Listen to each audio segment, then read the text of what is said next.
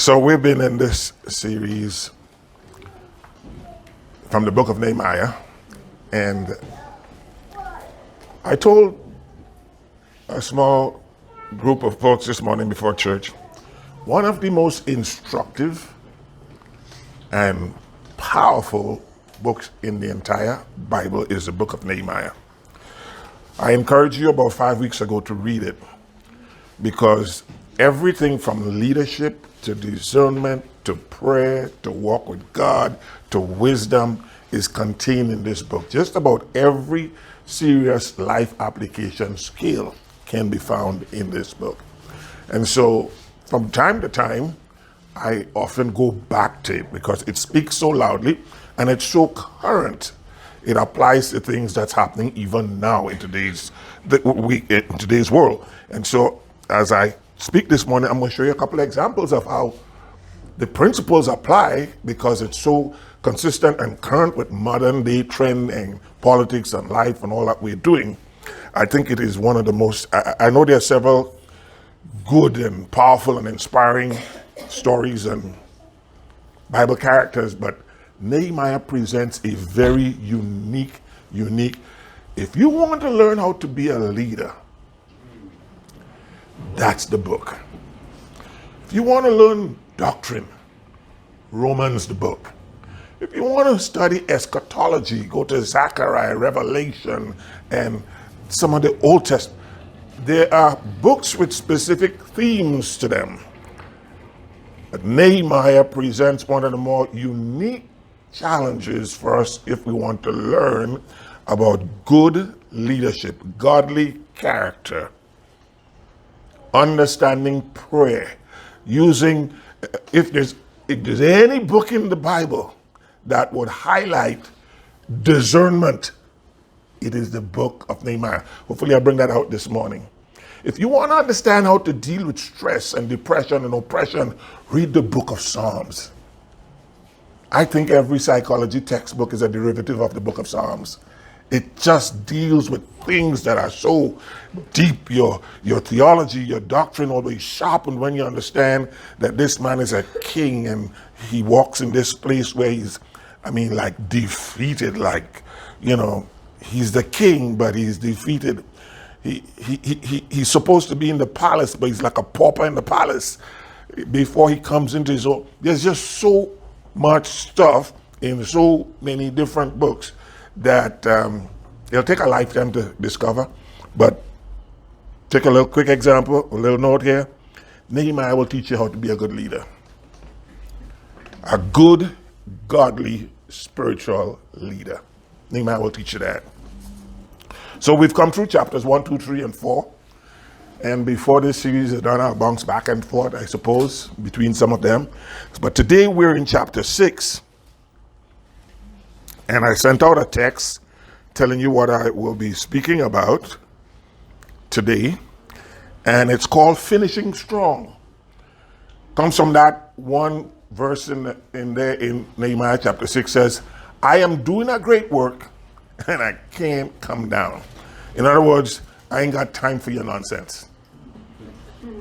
That's pretty much what he was telling Sanballat and Gershom. He says, listen, I got consumed with what was happening to us because of our captivity when we were taken away as slaves into a Babylonian country, and our city was laid bare and ruined. And we talk about the wall and the symbolism of the wall and how it refers to sanctification and betrayal. And when you look at the word reproach, it has to do with a sense of a lover betraying you, and it was reproach. We talk about all that. And so now he's gotten permission from the king at Xerxes, and he's gone back, and he's got his brothers and their families, and they join themselves together, and they're building the wall. Guess what? Here comes Sanballat and Geshem, and this is their conversation. Yo, Nehemiah, let's have a peace conference. Let's have a peace talk. Let's go have a peace treaty. And I want you to come over here in my area, in my region, and let's talk about it down there. And we talk about that particular land and what it meant. It's like the land of the tradesman. And he was a carpenter, so there would be a specific interest that he should have to go. But as you'll see as I develop this morning, you know, if you want to talk peace with me, when God's green earth, I need to leave where I know and come all the way to where you living, where you know, and you have all your friends and all your strategies, and you know all the secret places and all the things that's going on conducive and convenient to you, and I must leave my safety zone to come over into your land to discuss peace with you about my land. Oh, this book speaks, and it speaks loudly. Why should I do that? Uniquely, the valley is called Ono. And Nehemiah, in strategic fashion, just says, oh no.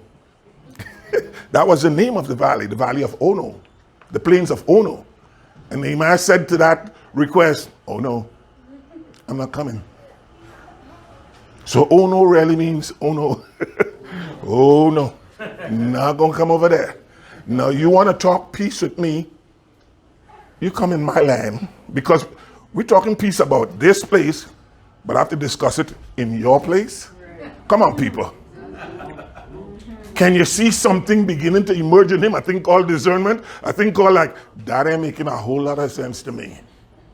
Might make a whole lot of sense to you because it's to your advantage, to my disadvantage, you know? But some things make sense and some things don't make sense. And discernment is going to help you to figure out what don't make sense. All right? So, Sanballat, Tobiah, Geshem, the Arab, and the rest of our enemies found out that I had finished rebuilding the wall and that no gaps remained. Wall was complete. Though we had not set up the doors in the gate, the only thing that was left in the wall was to put up the doors, the gates. And we talked about a couple of those last week or the week before, the fish gate and the worship gate, you know, where there's strategic points in the wall from where we receive approved and authorized supplies and resources. And those things had to be fixed within the wall. There are things in our lives there we get certain things from to our benefit. We need to fix those things and never compromise them, you know. The fish gate from where we get the gospel and stuff like that, the news, the good news, the sheep gate from where we bring in worship and sacrifices. Those are areas in our lives that should be non-compromising. Okay? Non-compromising. You build a wall and you set the gates. These are sacred places in your life. So, though we had not set up the gate, so Sanballat and Geshem sent a message asking me to meet them at one of the villages in the plains of Ono. Sent a message. Come meet me in Ono. But I realized they were plotting to harm me. Discernment lesson number 1. You know, there's a 5-point principle with which we regulate our lives, well, professionally. You may not be aware of it, but it's a technique that we use. It's universal. It's not something I developed. You first got to define the problem, right? Then you have to gather the facts. Then you have to interpret and evaluate. Then you have to develop alternatives. And the final stage is choose the best one. He ran these processes. I ran these processes. I see I ran these processes. We all do when we're talking to people. And we got what's the problem here? You know, sometimes something that appears to be a problem is not a problem.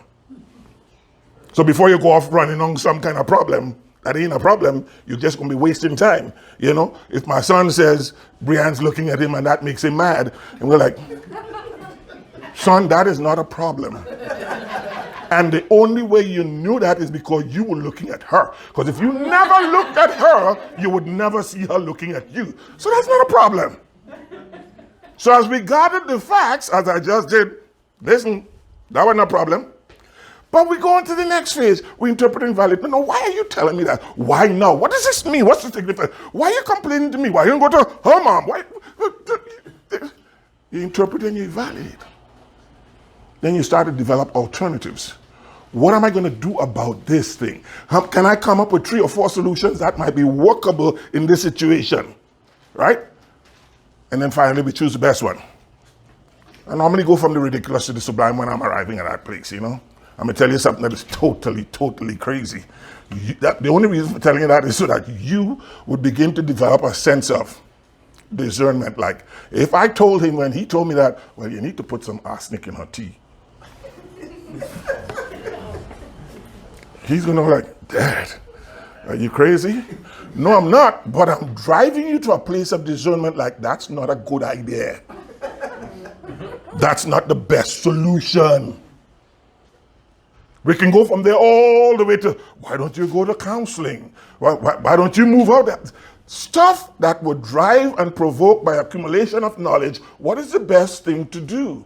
I'm saying all that's in that one verse. I realized they were plotting against me. He ran the scenario, the test by which we validate things that are good or not good. He ran it and he's like, no, not making sense. Why now? Why me? Why in the Valley of Ono? I don't think so. Discernment is coming forward that this is not a good idea. You have to take the whole, synergy says the sum of the whole, the parts are the sum of the whole, or the sum of the parts is the whole. You could say it either way, it makes sense. You got to take a synergistic view of all the little things that you know. See, because wisdom is the application of accrued knowledge. You get wisdom based on a tremendous amount of accrued knowledge. If I walked there and I ran into that pole and bumped my head and it started to bleed, oh, that's a knowledge skill there. That's a data point of knowledge. Next time, I could do a couple things. I could squeeze behind that chair, but then I'm so big, I might as well just go this way. We're going to go around. Pastor. Yeah, I'm going to go around. So what does wisdom tell me? Wisdom tell me that place hurt me a few minutes ago. If I don't want to get hurt like that, here's the deal. I'm not going to risk squeezing through and hurt somebody else, hurt myself. Let me just not go there. So what did I do? I operated in wisdom. And my wisdom was simply this. I got hurt there. Are you feeling me this morning? Yeah. I got hurt there. That's a place to avoid. The data points of my wisdom, my knowledge set says, not a good idea. Go another way. Avoid that place. That place invokes pain and the memory of pain and suffering. Boy, this message could get really good this morning. But they were plotting to harm me. So I replied by sending them this message. I am engaged in a great work, so I can't come. Here's the reasoning. Why should I stop working to come and meet with you? See, the evaluation and interpretation. What good if I am the leader of this crowd, this construction crew? Cats away the mice will play. If I leave building off this wall, what would motivate those people to keep working while I'm going to talk with you? While you're trying to plot against me, your whole idea was to stop this work and defeat me again. Why should I leave doing what I am doing to be sidetracked by something you got in store for me? Are you with me? I can't do it. Finishing strong. I'm about to get to the end, and all of a sudden, all the other stuff you tried before, you tried intimidating me. You brought a bunch of people to stand right next to the wall and have this healthy, robust conversation about, man, that's a stupid wall. Even a little fox will blow that down. What do these people think they're doing? Oh, you're going to make an offering a day? And trying to intimidate with conversations that are so negative and so destructive, and that didn't work. So they tried the intimidation route. That didn't work.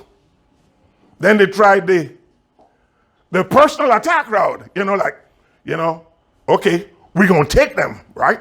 So these guys now have to, oh man, I ain't even touched my sermon yet. And I'm getting carried away. This looked like it might be a two-parter. So let's just defeat them.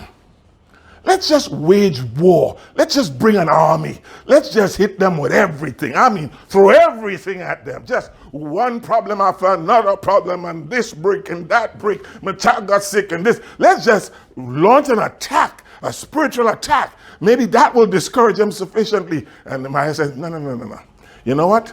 He said, since I was a little boy in Sunday school, I heard my Sunday school teacher saying, you always have to watch and pray. So what he employs the watch and pray technique. He said, guys, here's how we're going to build this wall. A sword in one hand and a trowel in the other hand.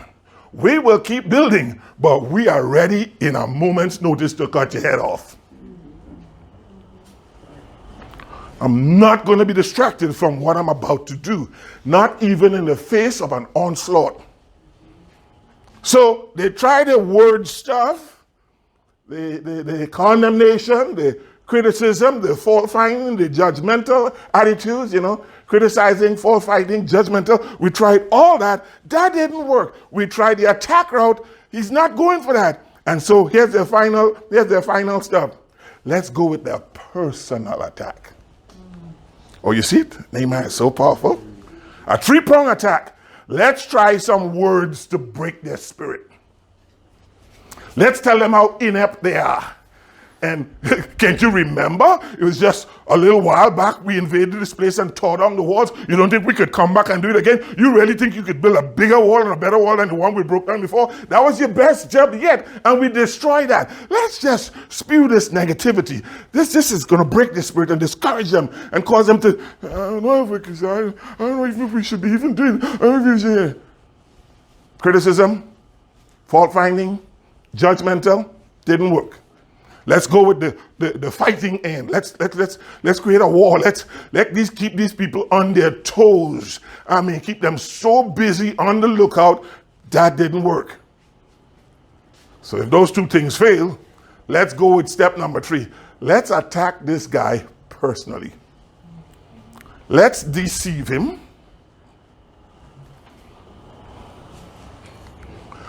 Let's discredit him. Let's just say stuff and accuse him of wrongdoings, and let us bring him over here so we can have this little convocation, this peace talk, and settle up stuff. Because by now, as you can read in the lesson, they sent an open letter to him. What's this? Watch this. They sent an open letter to him. An open letter means it's not sealed. An open letter is subject to anybody reading it. In today's world, we have a thing called the internet, right? And we could post anything on the internet and it could go viral. It doesn't even have to be the truth. Nehemiah describes the epitome of fake news. Talk about Nehemiah. Read this chapter. He's talking about fake news when he talks about the open letter. Because on the way from where the letter was dispatched to where it's supposed to arrive, everybody got to see it. And everybody started spreading rumors. What did the letter contain in it? Parts of it were just downright blatant lies that Nehemiah was building this wall to fortify Jerusalem and start up a little army to go attack the king, the very king who gave him letters, permission, soldiers, supplies to go back and build the wall. This is fake news. Right. Are you getting this? Yes. Fake news. Just drop a story out there and let it take legs. So by the time they arrived with the letter and everybody had access to the internet and viewed the letter, everybody's mind is prejudiced by the time the letter arrives by Nehemiah. Everybody's convinced, oh yeah, that's what they're doing.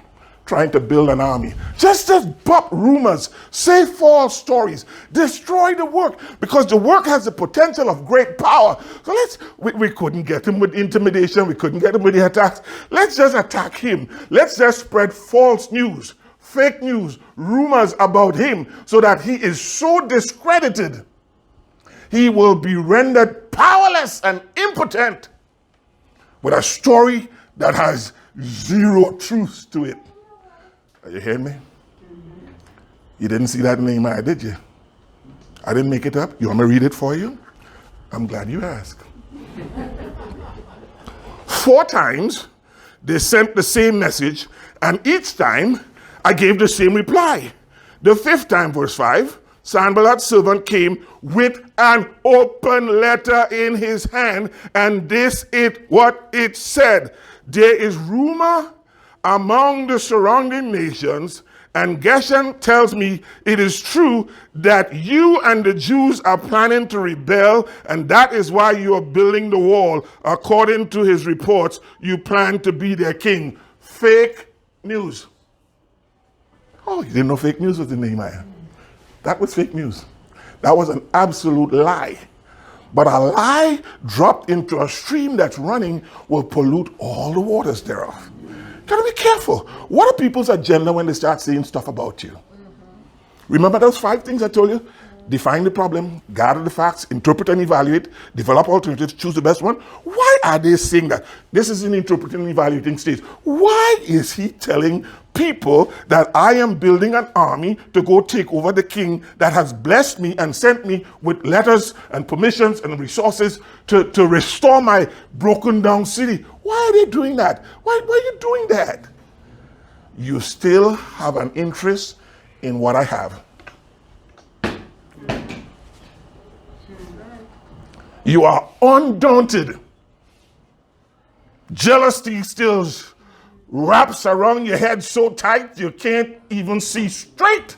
And you just ain't about to give up. Your last gasping breath would be, I'm going to take that city back. I'm going to take what you have. I want what you have.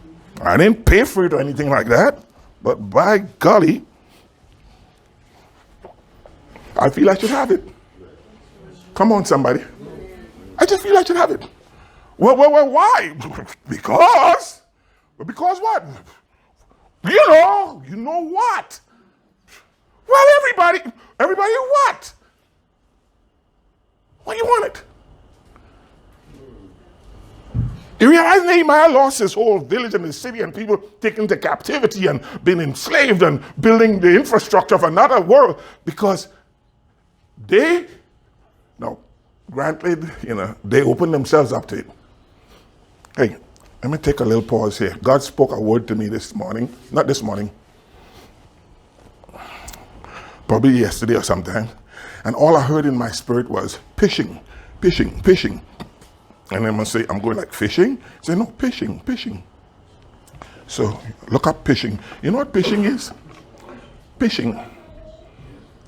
Okay, fishing is what crooks do. They send an email, they're phishing, they want you to respond to it. By the virtue of just responding, they'll capture all your information and backdoor your account and rob you. I said, Lord, well, what does that mean? He says, in these days, especially now, be careful of whatever you do. The devil is seeking an area to breach your walls. And he's phishing. He's going to send out something that looks so real. Woo! Jesus. Send out something that looks so real, that feels so real. It even smells like the real thing. All he wants you to do is respond to it. And he would have pished you. Grab the secrets of what you have, enter through and destroy your kingdom. I said, Lord, that's deep, Lord. I know you're warning me, but I know you're wanting me to warn the body. Be careful of vulnerabilities that you might have. That's where an enemy will come in, at your weakest place. Your most vulnerable place is where he's going to come in. Listen, if you love chocolate, guess what I'm not going to tempt you with? A sour ball. One of them sweet and sour thing? That's not going to work on you. I will tempt you with the best chocolate you ever had. I'll tempt you with German chocolate. My wife says it's the best thing on the face of the earth, German chocolate. It is? I guess I'll have to take your word for it. And that's why she hoards gallons of German chocolate. But I digress. I move on. I digress. I move on. See, I can get her to do anything I wanted to do by just showing up at the house with the best, nicest chunk of German chocolate and say, look what I just found. And she's like, oh, George, yes. Can I cook you? Can I clean? Yeah, you can. German chocolate, bribe. I rest my case. I rest my case. Are you getting my message this morning?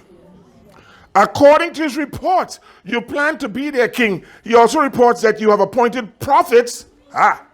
This is interesting. He also reports that you have appointed prophets in Jerusalem to proclaim about you. Look, there's a king in Judah. Prophet comes and says that. These are lies. He said, you set up prophets to speak on your behalf, to speak favorably of you. Well, a prophet who is that biased ain't a prophet. As a matter of fact, Isaiah referred to them as a lying prophet. Is this too deep for you this morning? Oh, I'm telling you, I get so excited when I read this word. It's just like, when am I going to get release all this good stuff?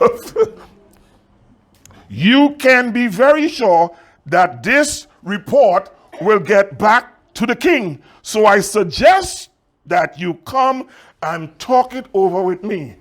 Drop our false news, fake news, set up a set of lies, talk about, well, why is he using prophets? Because at that time, prophets were severely respected in the land of Israel. Israel heard and got their instructions from the prophets. Read Kings, read Isaiah, and here when they talk about, and the prophet says, is there any man in the kingdom that had a word from the Lord?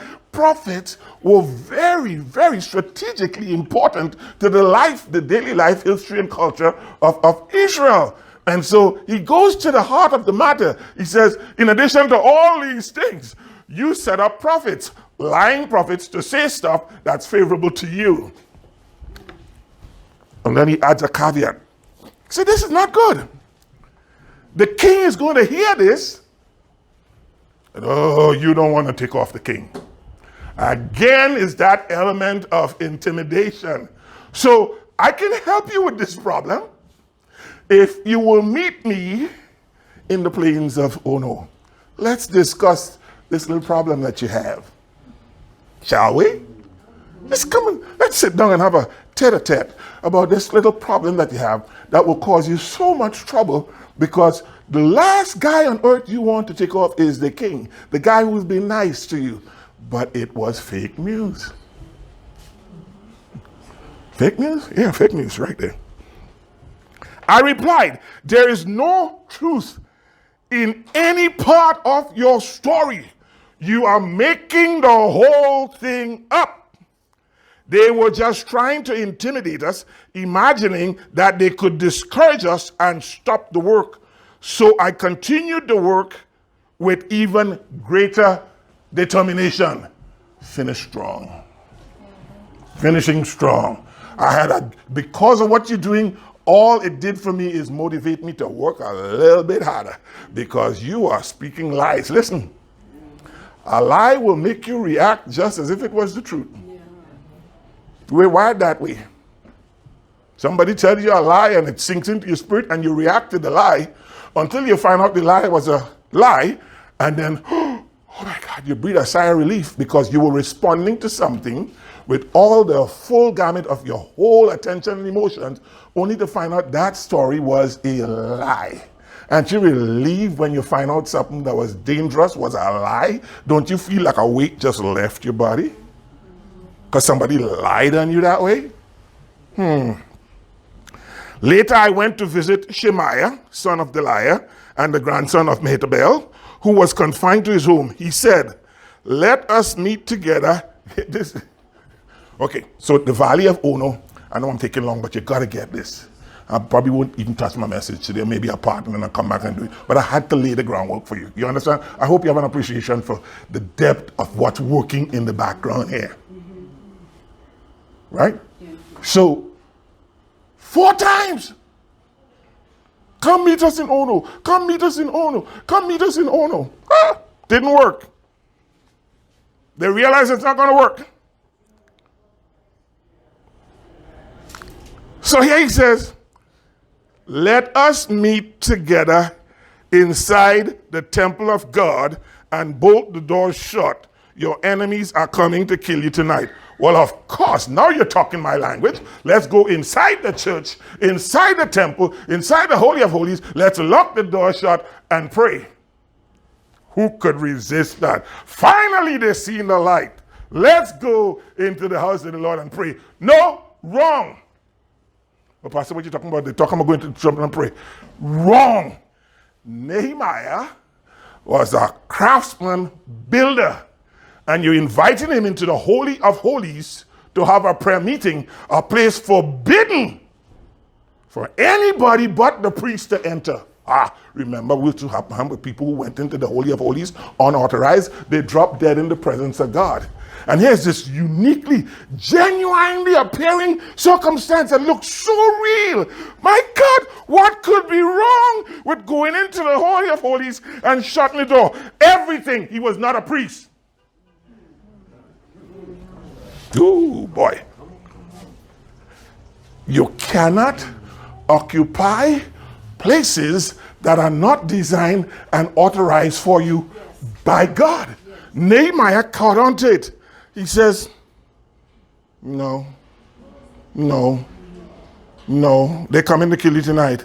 And he discerned again, and he said what? But I replied, should someone in my position run from danger? Because technically that's what you asked me to do. You asked me to run and hide. And what a good place to run and hide, inside the temple. Go into the holy place. That's not my place. I'm not going. You asked me to sin against God. You asked me to walk in the spirit of fear. You asked me to cater to my flesh and my basic gut instincts to run and hide and to go to a place I'm not supposed to go. It's not for me to go in there. And if I go in there, one, I'm defeated. Two, I'm taking a place I don't have any business being in. All I will do is bring all kinds of chaos on Israel, because now I'm a master builder and I step out of my place as master builder and step into the place, into the role of priest. Who gets to go into the inner sanctums? Who? The priests. The priests and only the priests. I mean, you remember those guys who had good intention when they were traveling with the ark? And the ark started to fall, and those guys who were watching it, like, oh my God, the ark is falling. And they reach out and grab a hold of the ark to do a noble thing, to save it from falling. And God struck them dead just like that. Boom! Why would you kill us? I don't care if the ark is falling, let it fall, and let the priests come and pick it up. You might feel you're doing a good in rescuing the ark, like, oh no. No, there was sacred death receiving instructions on the ark. You do not touch it. Only a Levite can, and only a priest of the Levite can. So if you see the ark falling, let the ark fall. Don't rescue the ark. Trust me, the ark is all good by itself. That's right. Are you hearing me this morning? Whew. You getting this? So I replied, should someone in my position run from danger?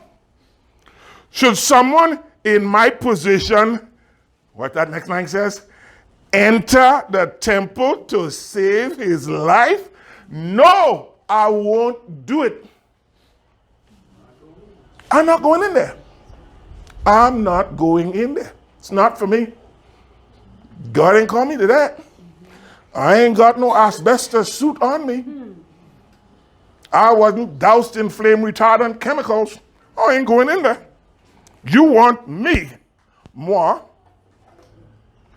construction guy, project manager, to go into the temple and shut the door behind me? When last I heard everybody who wasn't supposed to, they were dragged out dead. Is that the example I want to set to the rest of Israel? That, when I feel like it, today I'm construction guy, Tomorrow I'm priest guy.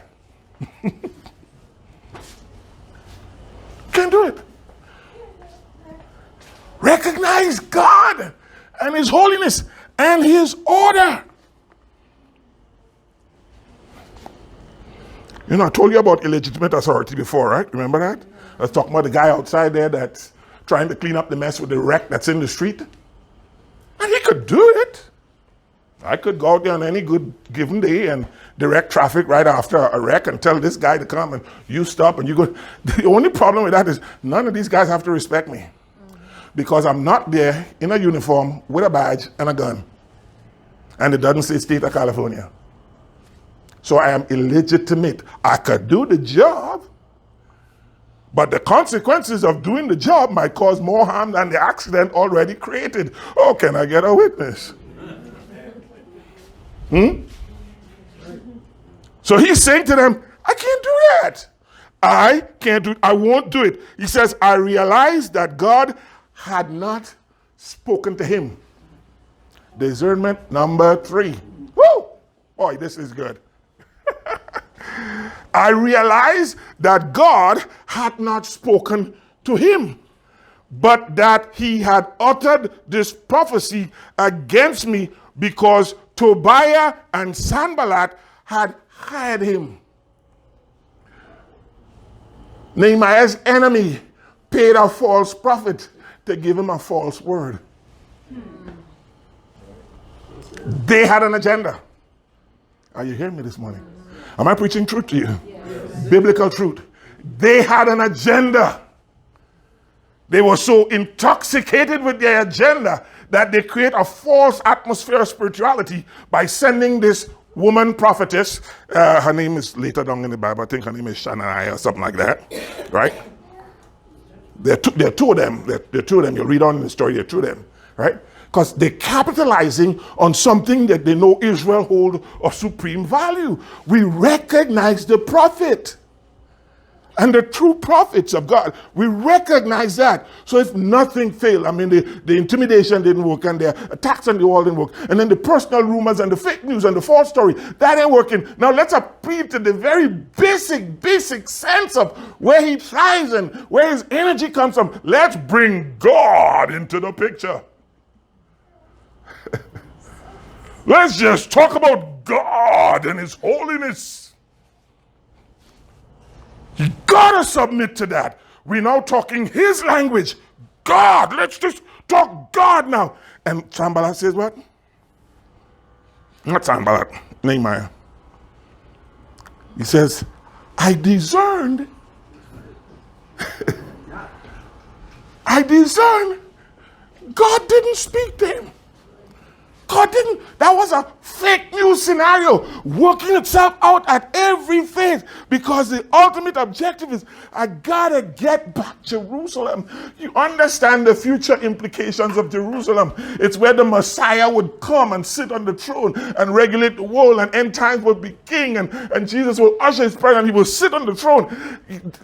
You gotta understand the future value of what they're trying to recapture. They're trying to take down what is in Israel's best interest for its future. And he says, I discerned.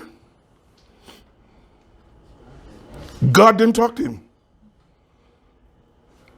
I discerned based on everything that's going on. He was a paid prophet. He was a hired prophet with an agenda. And if he appeals at my basic core sensitivities, that's the last bastion, dude. That's the last thing. Yeah. I mean, just tell me God said it and we good there. And so he applied and he says, no, God didn't tell him. They were hoping, verse 13. I'm going to end at verse 14 because I could go on with the rest of the scripture for the rest of the morning. I'll end verse 14. They were hoping to intimidate me and make me what? Sin. What was the sin? The sin was in defying a known principle of God and walking in my own flesh and doing something contrary to what God's will is that looks so noble. My God, what could be wrong with locking myself inside the Holy of Holies and praying, God save me, they're coming to kill me tonight. He was so inconsistent with his whole nature and character, with everything else we read. When they came against him, it says, then I prayed. Then I asked God. Then I told God to remember Sanballat and Tobiah. Remember them, Lord, not like in fond memories. Remember what they're doing right now and hold them accountable for that shenanigan. Lord, just remember, they are trying to pervert the headship of God. Woo. You hear me? This was not a casual act. This was an act of perversion. Perverting the headship of God, perverting the spiritual order. You asking me to go do something that in my very basic nature I ain't got no business doing. What are you doing that for? To pervert the headship of God. They were hoping to intimidate me and make me sin. He realized if I did that, out of the best fake news intention and nobleness, I would be sinning against God. Talk about being a leader and having to stand up. Friends, are you getting something from this? Yes. When God speaks his truth, you better represent God's truth. You might lose a friend or two, but at least you won't go to hell. You won't go to hell. Stand up.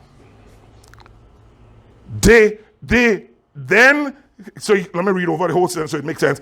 They were hoping to intimidate me and make me sin. Then they would be able to accuse and discredit me. This noble thing, this noble plan to have him lock himself in the Holy of Holies and pray. What was the agenda that he discerned? They want me to do that. And the minute I do it, then they're going to say, look what Nehemiah did. Look what this man of God did. Look what he who preaches holiness every week, Sunday after Sunday. He gets here and he preaches all this stuff. Look what he did. Look what he did. Discredit and defame him. The very thing that they presented as the answer was a trap to get you to sin. And when you sin, in an instant, they would turn against you and say, I heard better roosters than you crow, and they all ended up in chicken stew. You know. Or whatever stew you make with chicken. You know?